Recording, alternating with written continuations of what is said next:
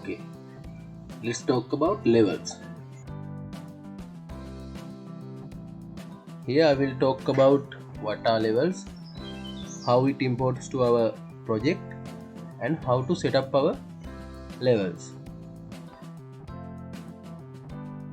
First I will talk about what are levels. This is one of my ongoing project. Levels means, here as it mentioned in the name levels means different levels in our project. As an example, this is the ground level. Ground level means it's near ground, and I refer this level to model my house. And this is the first floor level. And if you need more levels, more detail in levels, you can say that this is the top level of window, and head height level of windows. And if you need, here also you can take, this is the head height of first floor windows, like that. This level can be taken as the water tank slab level, and this is for second floor base level. That you can talk about many levels. When we design a model, there are many levels, and if we are not proposing levels, we have to do all our models by refer with only one level. It is very difficult and it is very complicated. Because of that, we introduce some important levels, and you have to keep in your mind that if I proposed more levels, it's also complicated. Because of that, we have to propose the most important levels in our project. If I open a project, our first interface is like that. In a project browser, now you know what is project browser and how it take into your interface. If you can't remember, and if you cannot see the project browser in your interface, you can take it in under view tab, user interfaces, project browser, and here take properties palette also. Under that project browser, you can see that under this views, if you cannot see more, you have to click that cross, and then floor plans, ceiling plans, elevations. Floor plans means its difference level 1, level 2, site, like that. It's just like ground floor, first floor, and this is for lower ground floor, like that. Ceiling plans are here and elevations are here. Although I mentioned that this is the level 1, this is level 2, like that, we cannot see it, how it occurs or how it appears. We can check it in these elevations. There are 4 elevations here: east, north, south and west. It means you can see that in our workspace, white workspace, there are 4 arrow shapes elements. These are just like cameras. They are the component which gives us the elevation views. As an example, if I select east, it's just like this: level 1, level 2. Here you can see that this is 4000, and now you know how to check what's the unit of it under the manage tab. Project units 2, it's millimeter in units. If you need, you can add the unit symbol. Now you can see that it's 4000 millimeter. And if I select north, it's also showing that levels. What's that east, north, south, west? I will tell. Let's see. I select this one and I click the delete button. Okay. Now you can see that Autodesk Revit 2020 warning: view elevation north will be deleted. It means this camera or this equipment is the equipment which shows the north elevation. In generally, when I open a project, this camera or this equipment is the equipment which shows the north elevation. Generally we take this side as north and this side as east, south and west, like that. Now you know what are levels, how it imports and how it occurs. Now let's see about how to set levels. I'll go to my previous project. Before doing my model, I have to plan for levels. Here, first I think about ground level, first floor level, and this is for second floor level, and these are for roofs.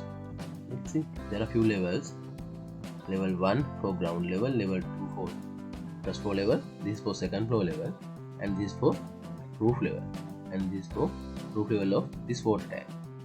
Our new project, we can add levels only in elevation views. Okay, I select east, and the tool which we are going to use to add levels is, it's under architecture tab. This is level under data. This is in the datum panel.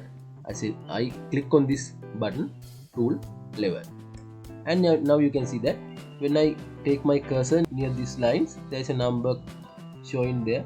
Now it's 3700.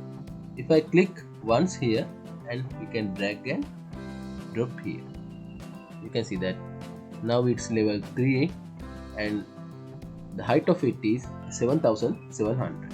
It means from the data.